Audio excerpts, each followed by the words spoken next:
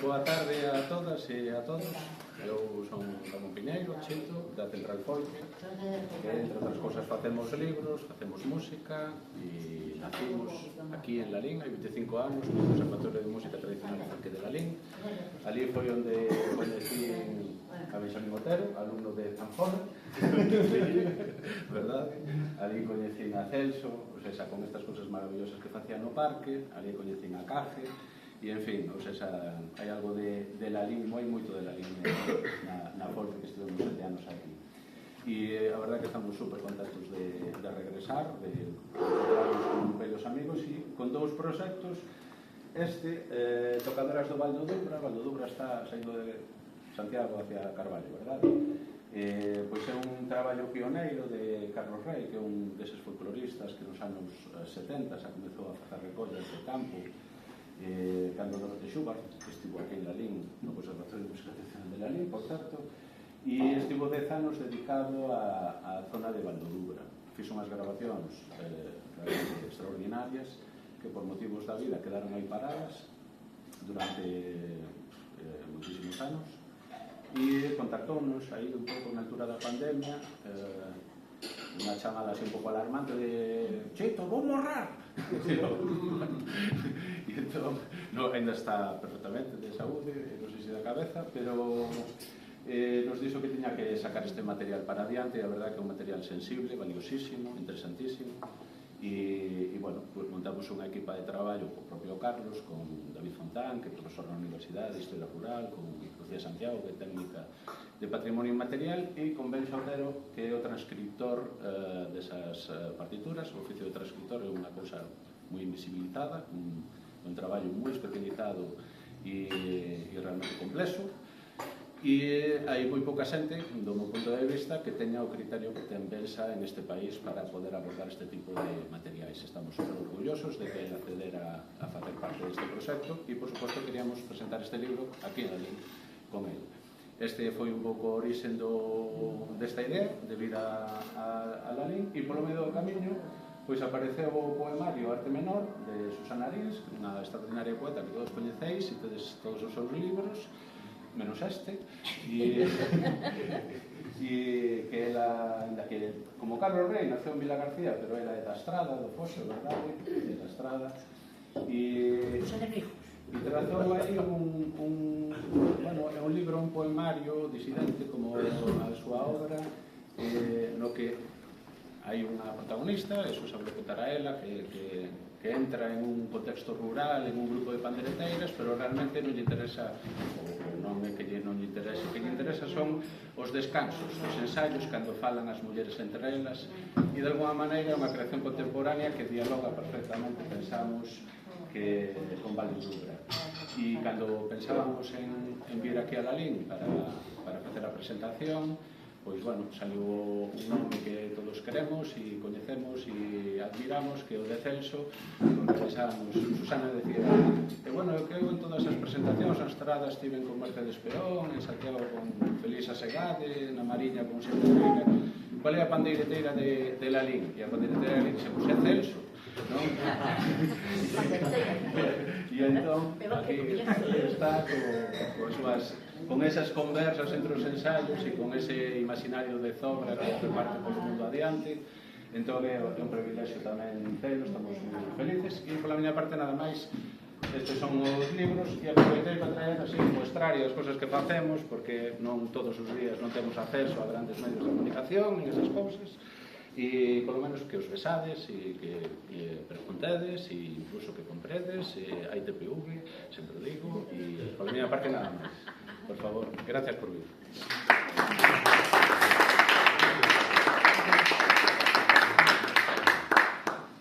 Pois comezo eu, que estábamos aquí barallando a ver cal sería a orde de participación, agradecendo as palabras de cariño de alguén a quen admiro e quero moito, como é o Piñeiro Chito, como os compañeiros da Central Folk aquí en Lalín.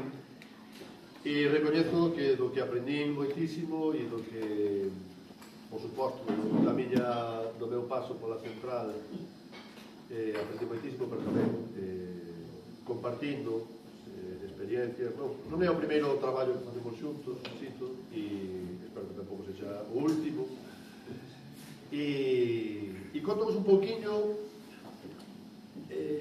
deste libro. Claro, contovos da miña parte, porque realmente é unha publicación coral onde hai a participación de moitísima xente que recolle o traballo de Carlos Rey, que recolleu as voces de moitísima xente. É dicir, que isto é unha obra coral en todos os aspectos. Eu fixen esa parte de transcripción desas melodías que recolleron Carlos Rey nos anos 80, que hai moitísimo material, non? Son varias horas de grabacións. Hai que decir dunha calidade, a calidade do registro é maravilloso, e iso pois axuda moito a hora de transcribir. Contos un pouco, bueno, supoño que vos imaginades en que consiste o de transcribir, que é, pois, cando na escola se dicía, vamos a fazer un ditado, e entonces sacamos a libreta, escribías o que dicía a profesora, iso é transcribir, non? Pasa que neste caso, en vez de fazer un ditado que a profesora che fala de lo que sea, pois o que temos son unhas grabacións, e un ten que pasar a ese sistema, a esa codificación absolutamente imperfecta, e hoxe mismo veño a correr porque veño de dar aulas. Eu son profesor aquí no Conservatorio de Lalín, e precisamente hoxe cos alumnos de primeiro de Historia falábamos de como empezamos cando se toma a decisión, ¿no?, de que hai que escribir a música. E realmente é bastante reciente, é unha decisión bastante reciente, porque realmente nunca houve necesidade de escribir a música. A música aprendeuse sempre, pois como aprenderon estas señoras do Valls Dubra, cantando as pezas, e eu escoitoas e tocoas e cantos como a persona que me ensinou as toca e as canta.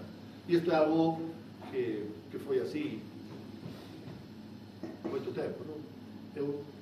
A razón pola cal de repente é necesario o sistema de escritura é unha razón bastante reciente, e que ten que ver coa religión e que ten que ver con que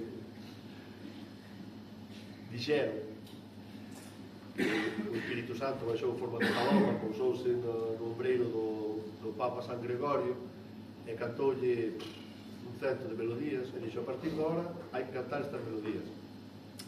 Realmente isto non foi así.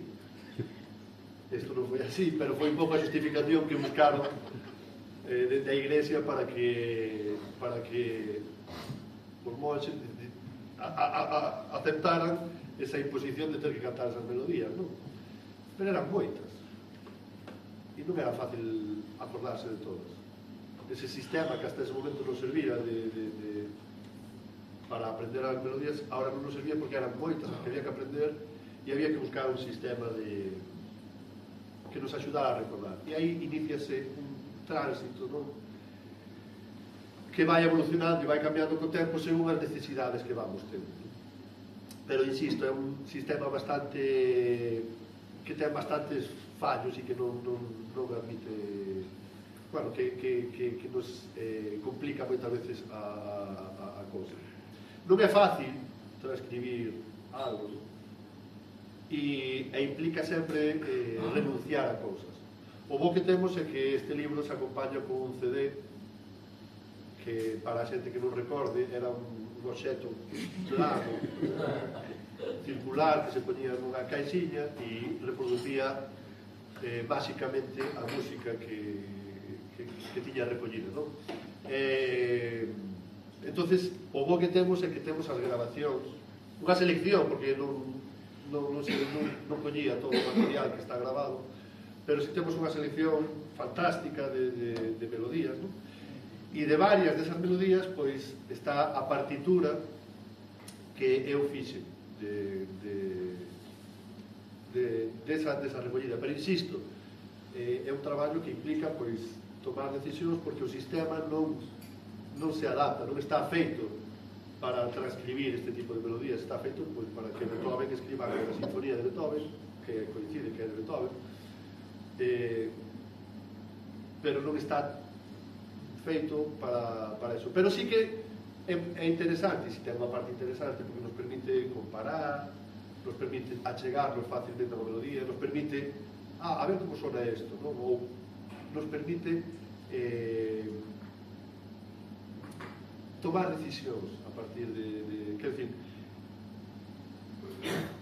toda a recollida, o sea, ata o feito de gravar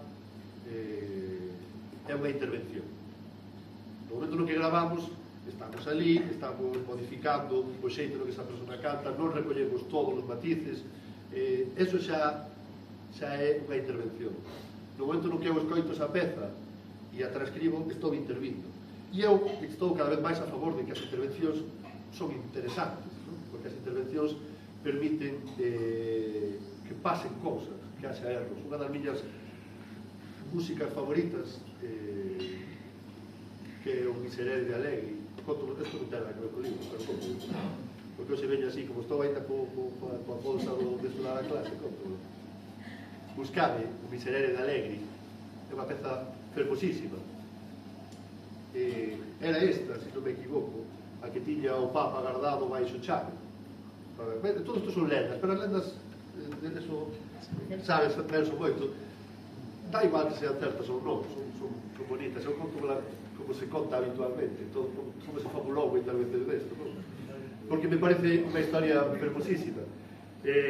O Miserere de Allegri solo se cantaba nunha festividade concreta do ano, e solo ese día as partituras saían desa caixa forte onde estaba guardado con moitísimo celo, para que nadie poidese tocar a peza que non fose os músicos dali ese día. Tocábana e automáticamente volvíase a guardar esa partitura para que ninguén máis poidese tocar esa música. Resulta que era un chaval Mozart, estaba nesa interpretación da peza, e xogou no carallo, chegou a casa e escribeu a partitura toda, xa nin guardaba nin nada. El, que tiña ese oído prodigioso, foi capaz de transcribir esa peza e guardaba baixo chave, porque se toca xa está. Bueno, pois esa peza, a que conocemos a día de hoxe, é realmente un erro de transcripción, tras outro erro de transcripción, tras outro, e aparte erros bastante graves, que nos levaron a unha peza que a día de hoxe nos encanta, pero non é máis que o fruto de unha suma de intervencións e unha suma de erros. Entón eu estou moi a favor eu intentei que houbera pouco, non? Pero non pensedes ahora que ides aquí a mirar a partitura e que salga la ventanita del amor, non?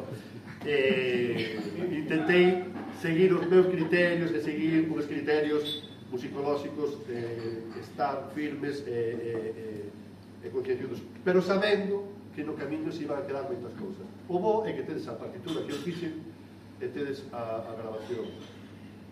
Só vos vou poñer, porque está aquí Rebeca, sei que coñece unha das pezas que a min me gustan moito, para que vexades un pouco o material que vos podedes topar nesta publicación. É unha das pezas que aparecen no disco e aparece tamén a partitura que eu fixen, a interpretación que eu fixen a nivel escrito desa peza, que me gusta moito. Despois contamos unha historia máis e xa deixo paso aquí a descarga fallida porque teño o modo avión, teño que quitar o modo avión, descargada e agora poñolas. E é unha grabación que me parece moi preciosa, magnífica, dunha peza que é moi bonita. Peño de mole morena de los molinos de arriba. Peño de mole morena de los molinos de arriba. Dormir con la molinera, ole, ole. No me cobro la máquina que bello de moler morena. Peño de moler morena de los molinos de abajo. Peño de moler morena de los molinos de abajo. Dormir con la molinera, ole, ole. No me ha cobrado el trabajo que bello de moler morena. Non vos poño máis, poño este cachillo de máis.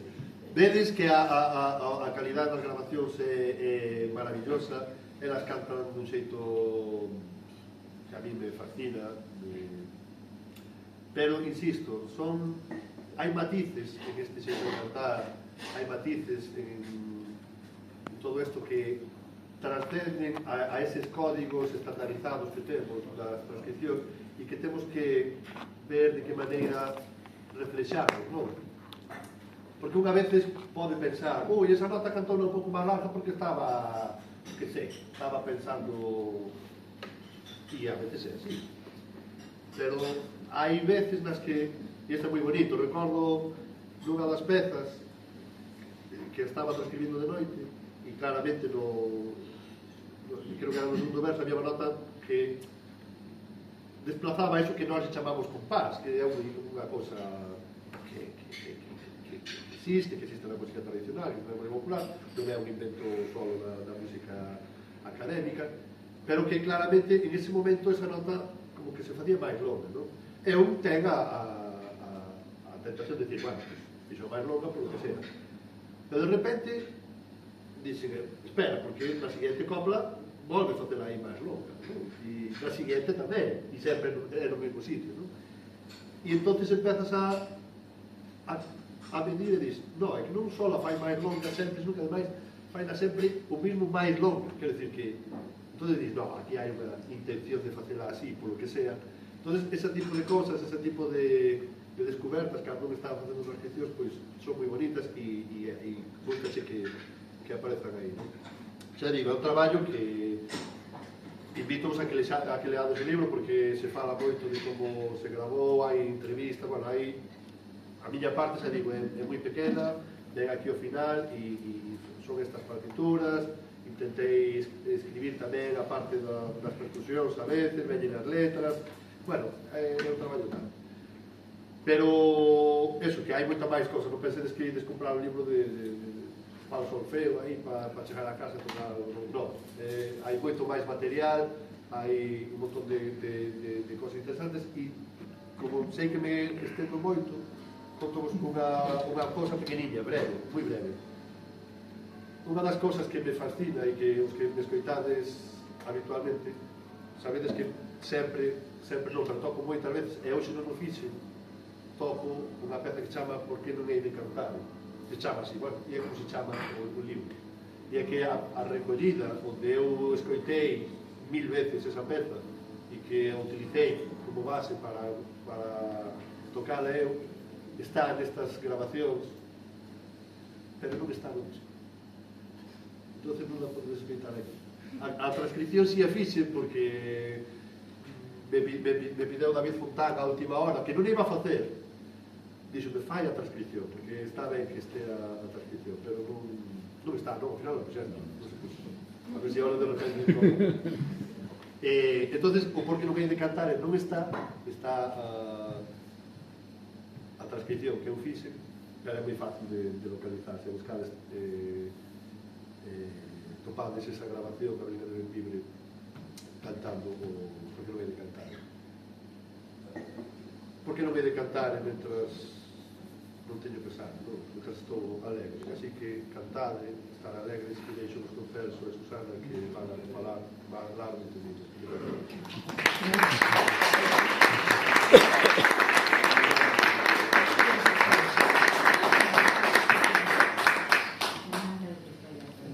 Sí, a ver que dis.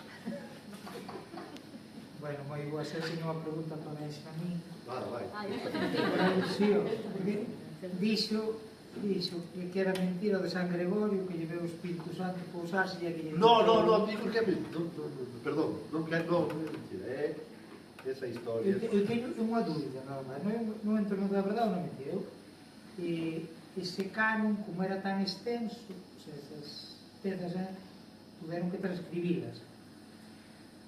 Pero o Gregorio, que cabeza tiña, non? Claro. Ou foron yo ao Espírito Santo ali, a ver, dicta. Foi o Espírito Santo iba dictando, hai moito...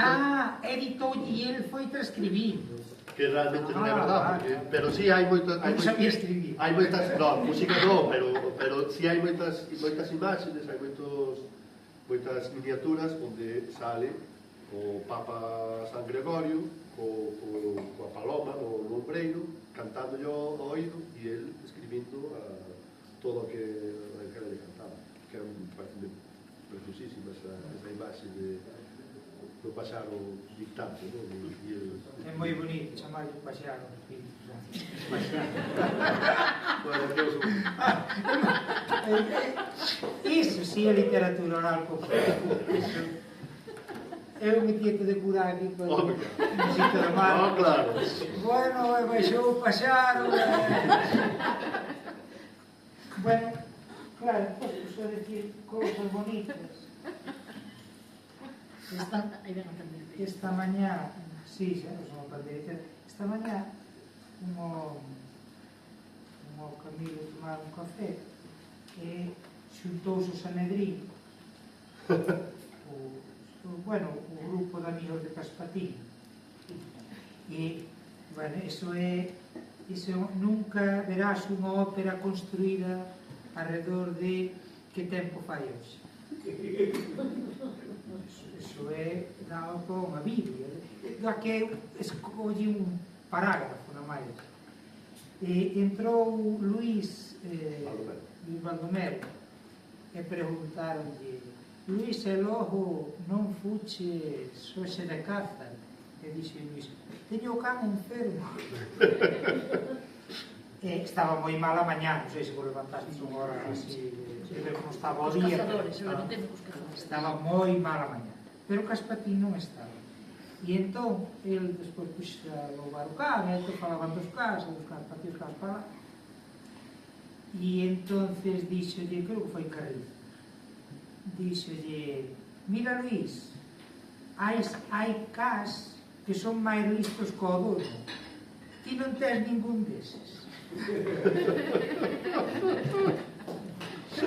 Ese é genial. Ese modo de preguntar sin querer ofender.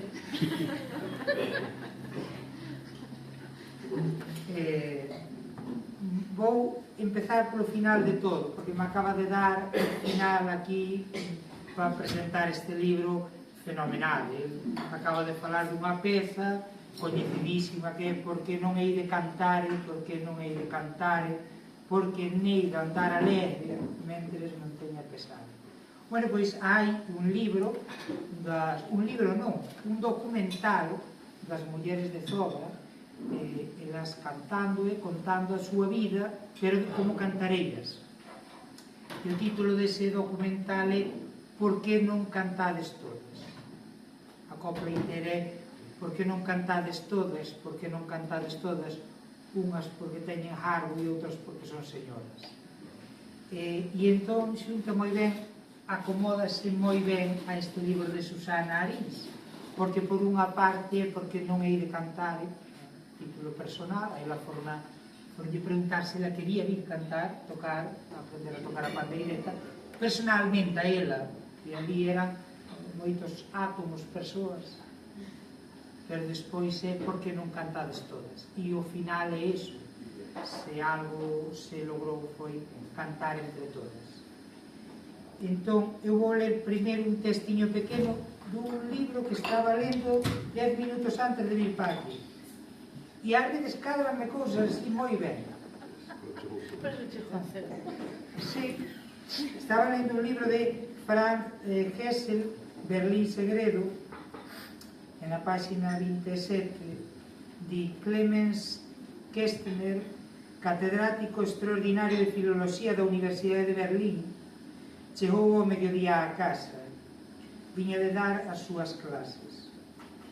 Diante do gris edificio da esquina, que está ao pé do canal, preto da Lützow-Platz, a filliña da porteira, anicada no chao, debuxaba con xiz 3 rectángulos na rúa.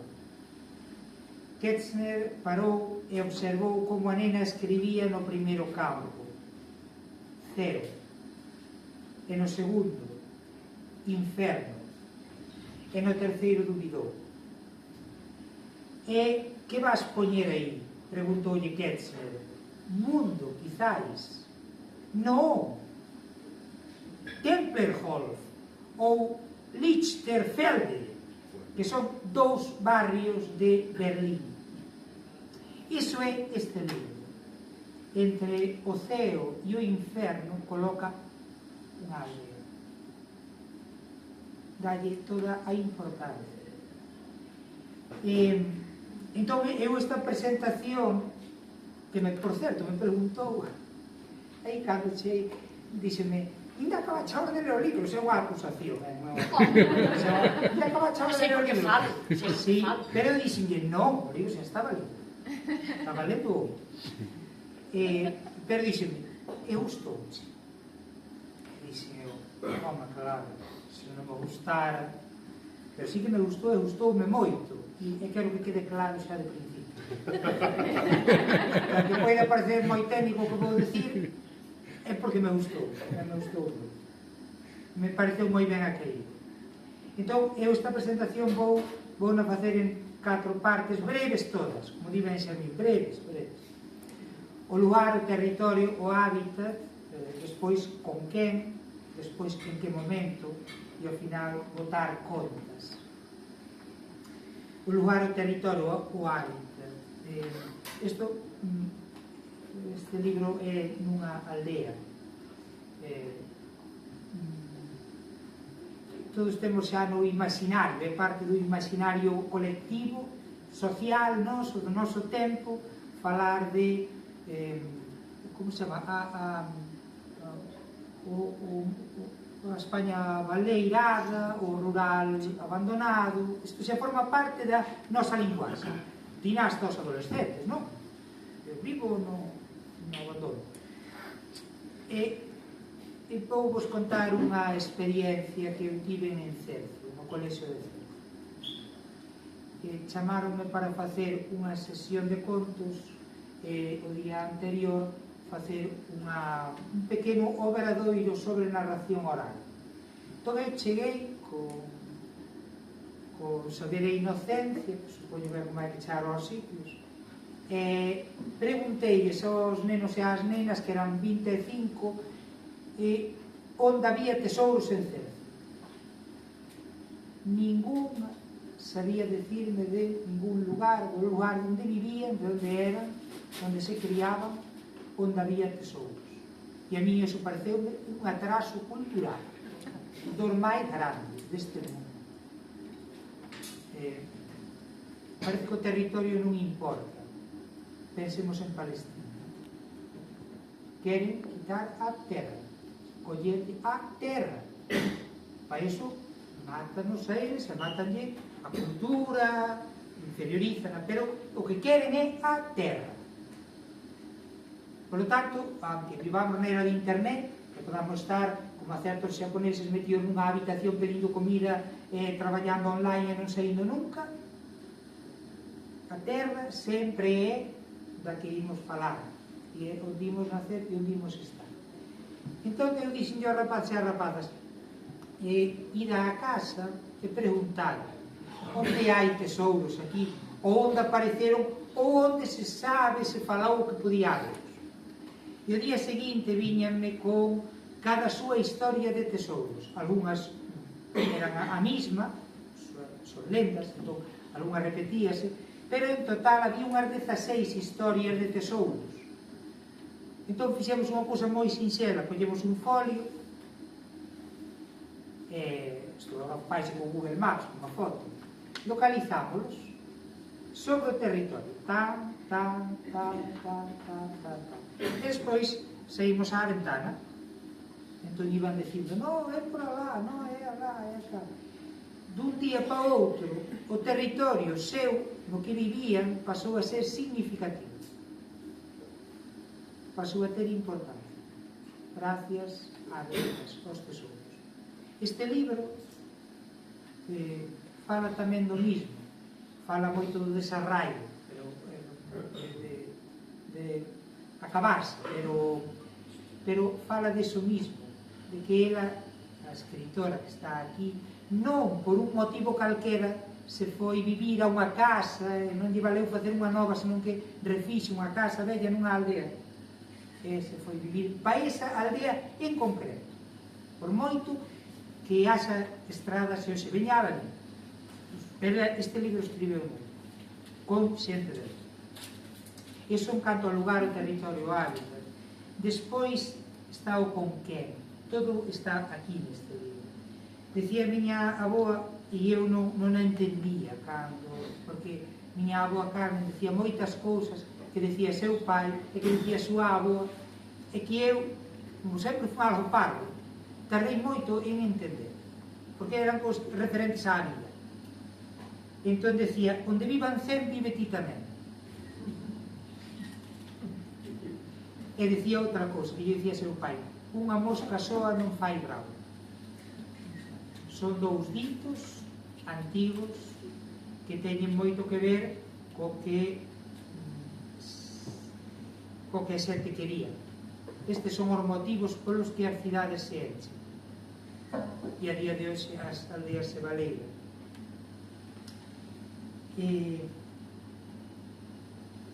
Di Samuel de Zobra, os cantares eran referentes á vida, non era cantar por cantar.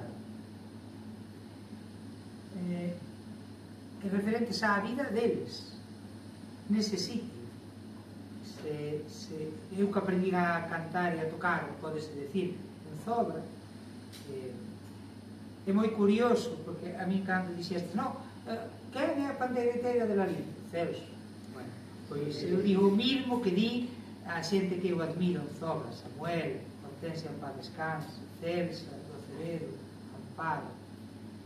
Cando lle pregunto como tocan tan ben, ou de quen aprenderon, e digo, eu non toco ben. Tocar ben tocaba meu pai, tocar ben tocaba meu tío, tocar ben tocaba a miña avoa. Sempre refiren ao pasado e sempre refiren a outra persoa. E para min son a excelencia, pero elas teñen ese lazo que as humilda tamén, ao mesmo tempo. Nunha época en que non somos nada humildes.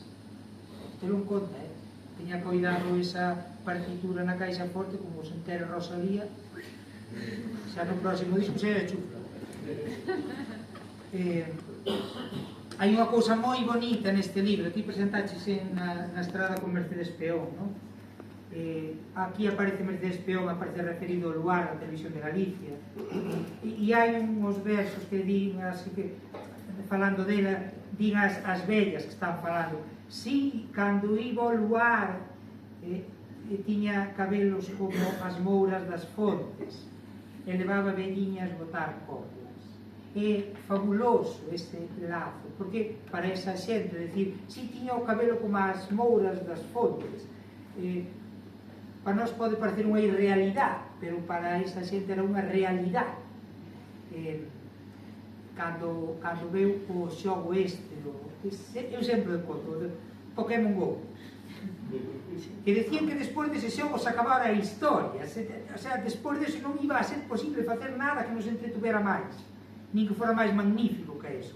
Por qué? Porque ti mirabas, vías a realidade, o sea, vías o teléfono móvil como se fose un cristal, e detrás vías o mundo, como se puxeras a cámara para sacar unha foto. Pero ibas facendo así, hostia, salía un bicho. Eso era o xogo, non? Que inventaron, sacaba o bicho ese. Entón, ti tiña lo que cazar. Tiñas unhas armas, cazaba o bicho, xuntábalos, volvías gandeiro, unha granxa de bichos do Pokémon GO.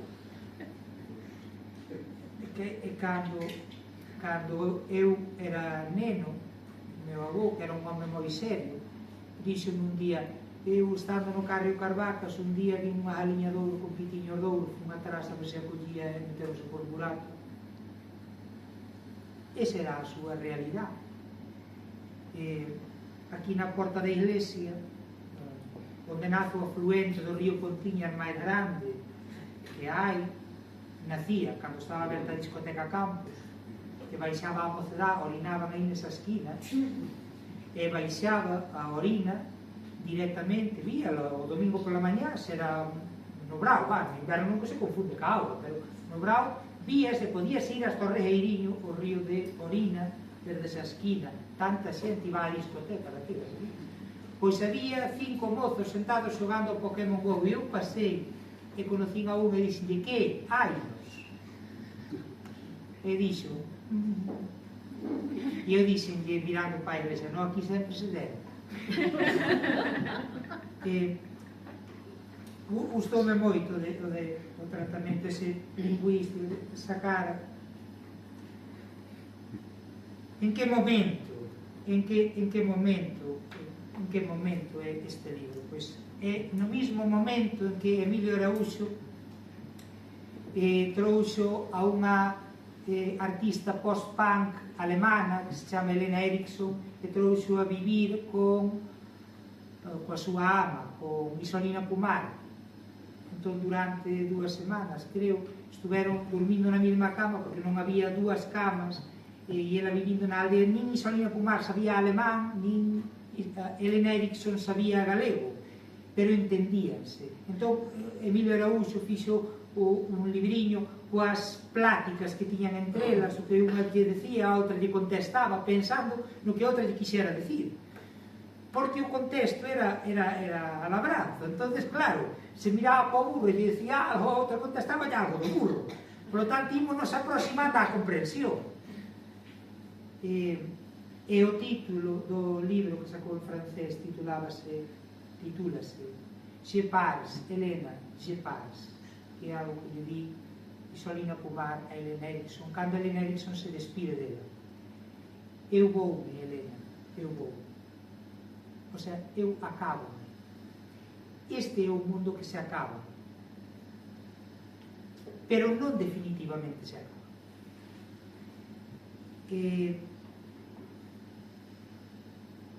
Botar contas. Que entendeu por botar contas? Porque eu, cando vou ao instituto, lle podo recomendar este libro á mocedade hoxe, non? Ou porque eu lles podo decir algo que di Emilio Araújo tamén noutro libro, na Ribeira Sacra, que había unha aldea en que entre as casas se prestaban a auga de cocer as patacas, porque non tiñan sal. Entón a casa que tiña sal para cocer as patacas non tiraba coa auga, e pasáballa a xente doutra casa, esa xente doutra casa. Non estamos tan lonxe deso, non estamos lonxe deso, porque ainda hai quen nos pode contar iso como cousa coñecida, propia e vivida. E dese mundo vimos, e a min gustame botar as contas tendo en conta iso. E cando eu estaba lendo o libro, acordábame que eu podería resumir o libro en 3 títulos, que son realmente 2 títulos de outros 2 libros, de outros autores. Un é Max Aub, un libro que titulou Os poemas cotiás, e outro é Pierre Albert Birot, que ten outro libro titulado Poemas cotiás. Estes poderían ser poemas cotiás, podían ser poemas do día a día, pero ao mesmo tempo acórdame un libro de Jack London, que é un libro extraordinario que eu vos recomendo agora para o inverno, pero colledas o que ten as 2 versións do mesmo conto, que é un conto que se titula Facer un lume, que é dun home que se lle ocurre sair de noite á casa de non sei quen, dinlle non saias que vai nevar, e neva, e pérdese, e intenta facer lume, e ves como vai gastando os mistos, e os 2 contos, porque escribeu con 20 anos de diferencia o mesmo conto reescrito, e acaban de forma distinta. Eso. E que este libro tamén ten que ver con prender un lume nas peores condicións. Eso é o que quería decir, entón, hai unha frase que collín e apuntei que está na página 70 do libro, que especialmente nos toca a todos, que está en boca dunha das mulleres protagonistas, e di: non temos vergoña, que pouco sabemos de nós. Non temos vergoña, que pouco sabemos de nós. Empezaron a saber delas máis e a reflexionar sobre a vida que tuveran a raíz de ir ás clases de pandeireta. E cando lle dedicaron o Día das Letras Galegas este ano, inda que non rematou, as pandeireteiras, nomeadamente escolleitas unhas poucas como exemplo de todas as que hai no país, que houve unha persona ligada a, non sei, ao Consello de Cultura Galega, non sei, bueno, un intelectual, que fixo o primeiro dos artigos que eu pude ler sobre esta adicatoria de ano, e foi en contra de que se lle tivera adicado o ano, o Día das Letras Galegas, á literatura oral. E eu non o entendí. Non o entendí. Pareceume, como diría meu pai, unha soberbia. Porque se nós estamos aquí como galegos é gracias á literatura oral. Non hai literatura escrita. Agora na literatura escrita asentámonos, non? Frente a outras culturas que teñen máis trayectoria de literatura escrita. Pero se non nos falta a literatura oral, a día de hoxe non saberíamos quen nós somos. Por iso tiña tanta importancia darlle o Día das Letras Galegas á cultura analfabeta de Galicia e a quen a sustentou. Polo tanto, este libro, bueno, o artigo era como querer distinguir entre a auga das fontes e a auga embotellada, dicindo que a auga embotellada sempre era mellor que a auga das fontes. Este libro, por resumir, é para min unha estrela de moitas puntas. Vos sabedes que cando observades unha estrela, observadela plana a través dun telescopio ou a través dunha fotografía, e sempre bota eses peliños de luz de distinta longitude, que son, bueno, os rayos. Entón, por que este libro sería unha estrela de moitas puntas? Porque ten brillos do canto comunitario, ten brillos da vida comunitaria, ten brillos do feminismo extenso e concreto e descuberto, recén descuberto, ten brillos da emigración, ten brillos da televisión, ten brillos do acabamento da comunidade, ten brillos dos lugares de encontro da comunidade, ten brillos dentro da comunidade o coro, e ten brillos as asambleas da comunidade. E hai, para que non todo sexa, hai que unha carta que me regalou un home que entrou a espoliar unha casa abandonada, pero espoliala ben, quero dicir, con cariño. É un home que aprecia. Esta carta está datada no ano 56, o sea, o cunho é do 12 de agosto do ano 56, 1956. Non vou decir, bueno, é daqui de Piloto, pero non vou decir quen, nin remitente, nin nada. Di, é dunha prima a un primo. E di, querido primo, antes del apóstol he recibido una carta tuya en la que me decías se iba a Santiago que hablabas conmigo, pero yo a Santiago fui, pero a ti no te he visto. Y también me dices a cómo me marcho para Bilbao, pues me marcharé ahora muy pronto con mi cuñada, que me dijo que me buscaba mi hermano un sitio muy bueno, y así que me voy para allá, que de trabajar en la tierra estoy hasta los ojos. Este é o mundo no que cantaban as pandeireteiras do libro, pero cando eran novas. E non é que se vivira mal no rural. Aquí sempre hai que falar de cales eran as condicións de vida, que non é que foran paupérrimas en moitos casos, senón que políticamente eran injustas. Aquí, cerquiña de Lalín, aí en Feás, había un home que nos tempos de máis fame viñanlle pedir un ferrado de centeo para facer pan.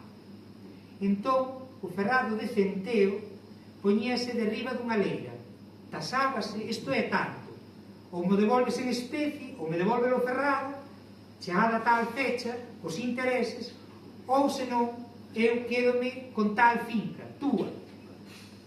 E este señor fíxose, diríamos agora, en terminoloxía actual, da revista Times, multimillonario, en terras. E cando estaba para morrer, estaba na cama, isto contou unha señora Aurita de Xavi, foi un home ali reclamar unha terra, e díxolle, devólvame esa terra que me roubou. E díxolle ele, sácateme de diante, senón berro de Dios que me ves roubar. E o home que lle fora pedir díxolle, usted xa está ardendo no inferno. E sabedes o que lle contestou ele? Díxolle, bueno, eu unha volta alá teño xa que ir dar, pero alá tanto se che vai polo pouco como polo moito. E de remate, e sinto terme alongado, pero de remate, para iso, mandarme presentar libros que non valgan. Hai unha cántiga do lugar de Zobra que para min é unha maravilla, que já escoitei cantar hai pouco, e ten tamén un estribillo que seguramente sepades, dicía, yo teu bandillo, como é tanto, yo o teu bandil, Dolores, e o teu bandil, bótalle un ramo de flores. E o teu bandil, María, e o teu bandil, bótalle un ramo de oliva. Na cima da carrasqueira, ai alala, prala do campo da Armada. Teño un amor queridinho, ai alala, que lle raya o sol na cara. É preciosa. O sea, é como eu empecé falando do territorio. Esta copla que di na cima da carrasqueira para alá do campo da Armada é sobra, é sobra. E non, isto pasou aquí, támbala, támbala. Teño un amor queridinha que lle raya o sol na cara. Ves, iso non é literatura escrita, pero aí se nos fala. E o último, recollín para que se vexa que a literatura, incluso escrita, e incluso en retrincos, é importante. No século, no ano 600 antes da nosa era, antes de Cristo, antes de que houbera o Papa Gregorio, no ano 600, unha poeta, zona de Grecia, Safo de Mitilene, isto aparece no libro de Hiperión, Poemas e Fragmentos, do 2022, porque hai nos anteriores, pero aquí ten algún poema máis. E apareceron retrincos dos poemas dela, non apareceron poemas completos. Podíamos pensar, xa máis alá de que fora boa ou mala poeta, que importancia pode ter un poema ter un cabo, non é poema. Bueno, pois hai un que curiosamente son 5 versos, que empezan os 5 versos por puntos suspensivos. Ou seja, era un papiro o que lle racharon unha parte. Entón a parte que apareceu foi a outra. E a outra é o poema que se recolle. E o poema é tamén un resumen perfecto para este libro. E di: move as cousas paradas, o cansanzo, o sentido, faise asento. Ala xa, miñas amigas, que ven o día. Deixemos con Susana aí.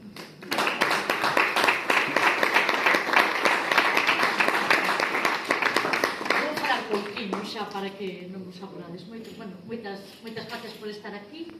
E contenta de estar aquí cos dos lalinenses de todo. A rodear, vale? E agradecida polo que conta Celso. Como sacou aí a carta, vamos ler un poema, vale, para comenzar. Porque, bueno, enfía un pouco de tempo, non?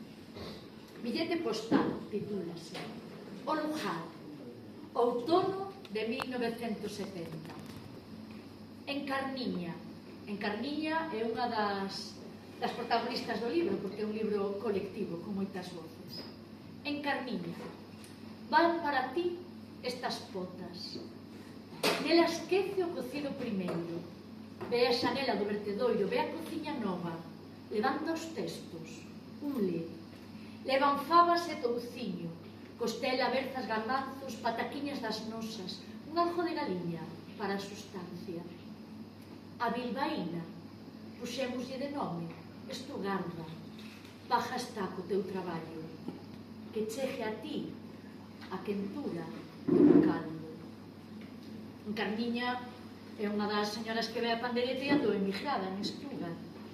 Pero o que pasa é que eu este poema escribindo de memoria, lembrando un billete postal de verdade. Unha postal que a bisavoa do meu veciño Pablo Bernáldez, que é un músico que coñecedes, non? E escribiu a súa filla, que estaba emigrada en Venezuela, contándolle que unha foto da cociña de ferro, coas pocas ali, que a cociña eu a recoñecía, porque era a casa de Pablo onde nos xojábamos, cando íbamos a súa casa a merendar, e nos poñían ali, pois, un colacao ou algo así. E era a foto da cociña por detrás o que lle escribía, non? A bisavoa de Pablo, a filla. E escribíalle, claro, eu lembro que o escribín de memoria, cando a Pablo lle escribín para pedirlle o nome da da avó e da bisavó para poñelas no final do libro, mandou unha foto da foto, non? E non é algo, é dicir, eu escribí así de memoria, xa vedes, está, mira o caldo, levanta o texto, e ele escribeu yo en castelán, claro, la cocina no tiene frío, está cocinando una ensalada de espigos con chorizo, ábrela e come. E a mí, cando Pablo me ensinou a foto e o texto que había detrás, eu quedei así como, buah. E dixenlle, a tua avó, ou a tua bisavó era poeta, o que pasa que nunca ninguén lle dou a oportunidade de decirlo, non? Acordoume este libro da vosa veciña, de Luz Pichel, non? O Tú existe. Neste libro, Luz vai pasar 15 días coas veciñas dunha aldea da Limia. É moi interesante porque ela é de la Lim, é do rural, pero sí que esta vez un diálogo con elas, elas van contando a súa vida, que ela vai transcribindo, modificando ou non, e van contando as súas vidas, e ela quedase coa idea de que unha desas veciñas, que eu collín a frase tamén para o libro, de non é poeta por falta de posibles. E a mí acordoume esa frase para a bisavó de Pablo, non? Este libro tiña un pouco esa idea. Eu quería facer un libro no que estas mulleres, as miñas veciñas, porque a bisavó de Pablo recorda na xanela da casa xa moi maior, mirando como xogábamos nos fora, pero ela desde a ventana mirando, xa era moi velliña, pero que estas mulleres merecían ter voz nun libro, creo que merecen ter o seu espacio. Entón construín un lugar e construín un grupo de veciñas que se xuntan para ir a aulas de pandeireta. O que pasa que é certo que o que non ides ver neste libro son coplas. Non hai ninguna súa copla nova, me parece que creo que non me piden casi ninguna. Pode ir algún verso, aquel lado, en algún poema, en algunha das conversas, pero non hai coplas, porque eu non quería remedar facer un cantares gallego siglo XXI, que eso só fixo Rosalía no seu momento. Rosalía colleu coplas, transformounas e montou un libro. Eu o que quería era contar a vida da aldea e darlle espazos ás mulleres para falar. Entón, inventei esas aulas de pandeireta, que evidentemente hai moitas cousas das aulas as que eu teño ido, porque eu tive a sorte de que sempre que fun aulas de pandeireta éramos grupos heteroxéneos de idade, que eu creo que é algo interesante. Aquí a mestra é a adolescente, a máis nova é a que lle aprende as vellas, e as vellas son vellas para a profa, pero son de idades variadas, hai de todo, non? Porque son as mulleres da aldea. E un espacio que lles permitise falar e contar as súas vidas e reflexionar sobre elas a medida que aprendían pandeireta. Claro, elas cando van a aprender pandeireta tamén van dándose conta do que falaba Celso, non? Desa perda, non? Esa perda do tesouro que falabas. Elas, o lugar non ten nome, é un lugar. Eu, cando estaba escribindo o libro, o lugar, o que describo é a miña aldea na que vivo, é Arcos de Riba, no concello de Cumbres, e os paseos que se fan pola aldea, que hai un par de poemas nos que elas recorren espazos da aldea ou falan deles, eu estou colocando todo no meu lugar, pero deixei-no sin nome para que pudese valer para calquera aldea, porque calquera que o lea o mellor pode colocar, e ao mesmo tempo porque hai unha reflexión por parte delas, porque elas nas aulas de pandeireta aprenden cantos, pero aprenden os cantos de Zobra, o canto de non sei donde, bueno, que eu aprendía en pandeireta tamén, non aprendemos no seu lugar, porque perderon a memoria do lugar, eso está perdido, e esa reflexión nace aí no proceso, non? Vanse dando conta que hai esa frase de que ignorantiñas que somos, esa percepción da desmemoria, da perda do rural, elas vanse dando conta, pero ao mesmo tempo están indo a aulas de pandeireta.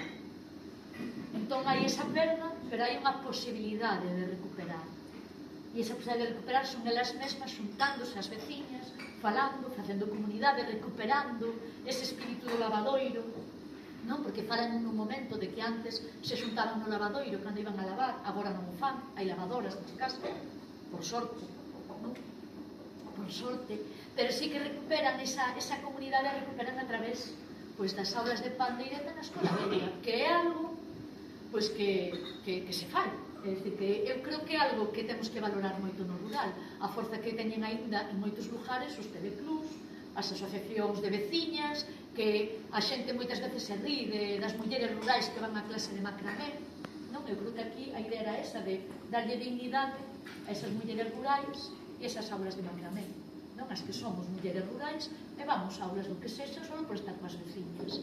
E entón, bueno, aquí no libro van falando todas e van contándose unhas a outras, vanse contando individualmente, porque tamén quería que as protagonistas tiveran entidade individual, que fosen persoas concretas, pero ao mesmo tempo se contan en colectivo. E eu creo que acaba ben o libro, ten un final feliz, non? Ten así unha cousa bonita, e a min asocino tamén ao vosso libro, que pulo mirar, porque aí é porque non é de cantar, e eu a verdade que articulei todo o libro. Hai unha serie de poemas que son moi longos, bueno, de versículo longo, non? No que cada unha das protagonistas se vai contando, e cada un ten o título de "E por que non había de ir", "E por que non hei de cantar", non hai o de por que non hei de cantar, pero "E por que non hei de aprender", "E por que non hei de aprendelas", di a profe, non? E cada unha vai se preguntando ese por qué, e todas toman a decisión de facer, non? Que eu creo que é a parte bonita. Eu vou vos ler un par de poemas, se vos parece, levos un par de poemas e pechamos, non? Así. Bueno, o libro é maravilloso, é unha edición preciosísima. Mirade que azul, que é bonito. O traballo todo de ilustración é dunha grande ilustradora portuguesa, vale? A María Joao Bor, que é Premio Nacional de Ilustración en Portugal, e que fixo a capa do libro, que non queríamos colocar aí unha pandeireta, porque non parece, era así como, que non é no ano das letras, non é outra cousa. Fixo aquí estas flores de liño maravillosas, e fixo unhas ilustracións interiores, que sale o lavadoiro, sale aquí o lavadoiro, e sale despois, hai aquí, o lavadoiro é a segunda, e sai aquí as energías aí da poza, e sempre hai o puntiño azul, porque aparece un poema ese azul, non? Ese azul maravilloso. Bueno, é así tapa dura, que o libro é bonito, podedes, xa solo hai que non vos gusten os poemas. Vale, pasa aí a pandeireta. Vale, sí, que vale. E ten tamén o acompañamento, que isto foi unha idea de Chito, ten o acompañamento de algúns códigos QR, non sei se os escoitan. Eu non. Non quise. Falaches deles. Que me quedaron despois. Claro. Hai os códigos QR, que foi a idea de editor, no que convidoume a que eu fora recollendo sons do lugar. Decía que o libro era como moi sonoro. Entón, que fora recollendo sons do lugar, que eu asociase aos textos e tal. Entón, eu creo que foi durante o verano, non? Bueno, así, a primavera, verano, andei con móvil, porque son gráficos de móvil, non vayas pensar que son profundísimas e tal, non teñen tanta actualidade como estas. E fui grabando cousas, e despois pasei todos os audios a Chito, creo que ele e María Joao, entre os dous, escolleron os que lle parecían que iban máis e eu escollín os poemas, os que iban. Entón, a veces tedes os sons do lugar por aí, que neste caso é o lugar de Arcos, pero e as miñas voces, e as das veciñas, e a cadela da veciña, e tal, non? Limos o do billete postal, vou vos ler o da mestra pandereteira, a ver se encontro. Bueno, ou queres que te algo? Non, está ben. O da mestra pandereteira titúlase "E por que non a sei de aprender?". E por que non a sei de aprender? Se pediu Mamalola que me quere, Mamalola que me cuida da meniña, mamai, que nos vamos a vida. E a vida era fora en Portugalete, e a vida non era eu.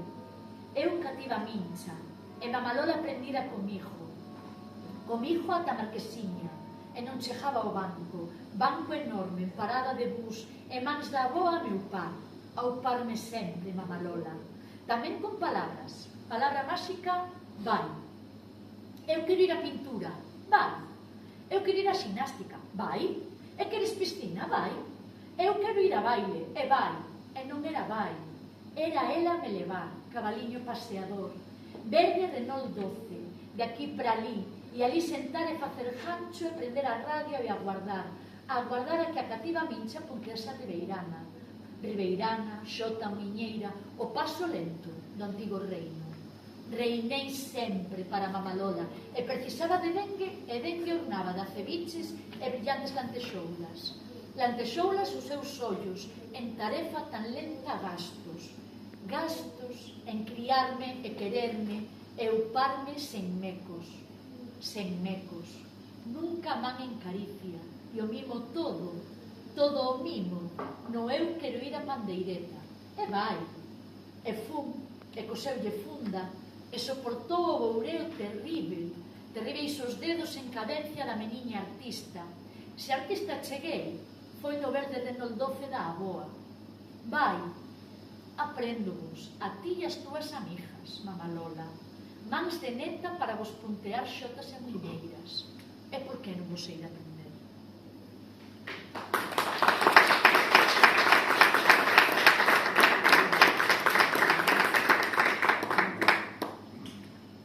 Non sei.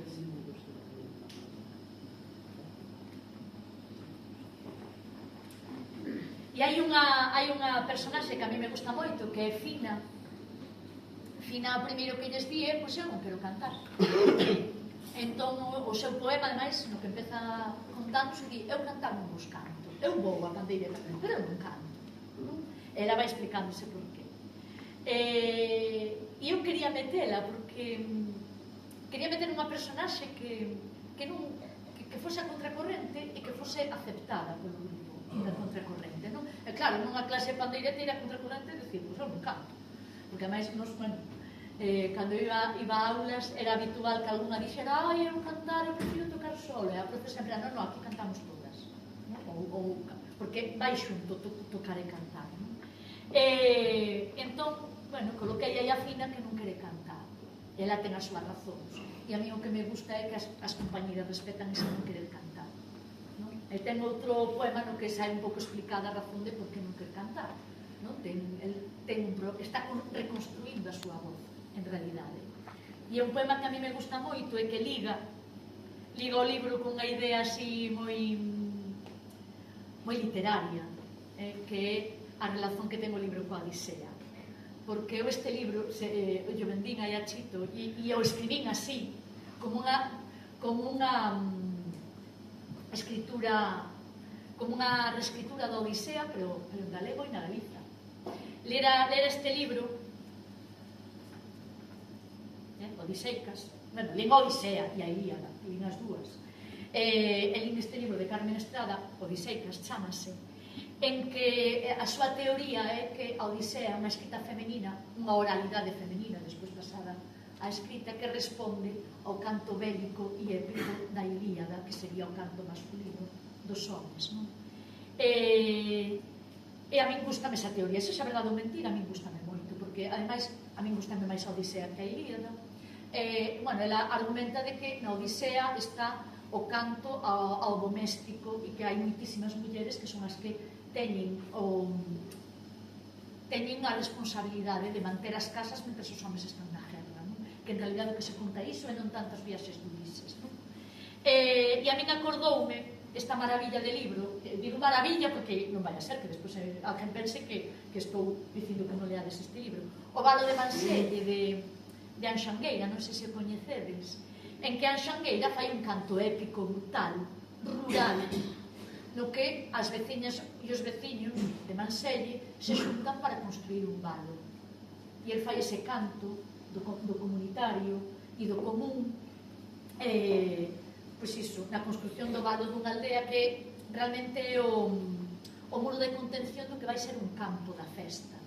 Non? O que pasa é que eu sempre que leo o valo de Manselle, eu tropezo, como son feminista, radical, tropezo no primeiro poema, que me encanta, pero empeza así, e fan noeles, e van todos os da aldea aos sábados, todo o día, e van mulleres e rapaces, e o vino, e un valo que lle randeo aquel, e fan noeles.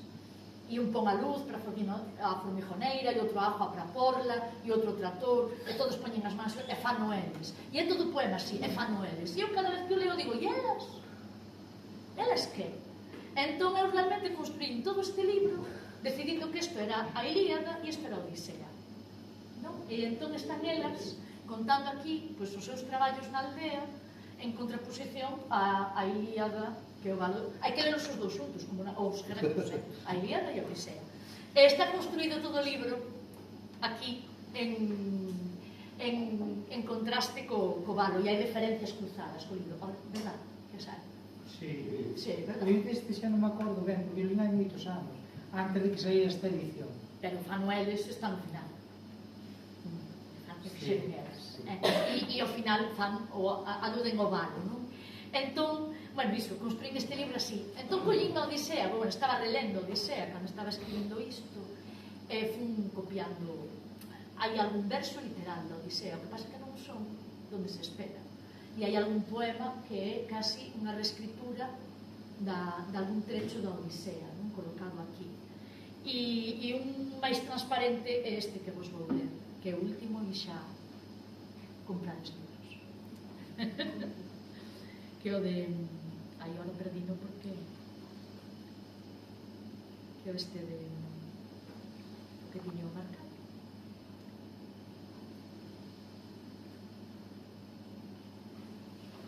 O amansar da fera. Pedín por ela que se la hallaba no hórreo e non mellor acollela na cociña cando aprenda a cazar.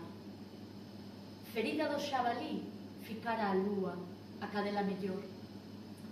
Procurei las vellas, un xersei, unha rebeca, tecín unha mantiña e fixenlle cama ao enxoito da chuva. Entrou el da taberna, cobertor na man, tirou a navalla do peto a 1 centímetro dos meus ollos, cortou o remate, apañou o fío e desfixo liña a liña o traballo meu da tarde, o amor a aquela cadeliña cazadora. Agachoume as agullas até o aprender a obedecer.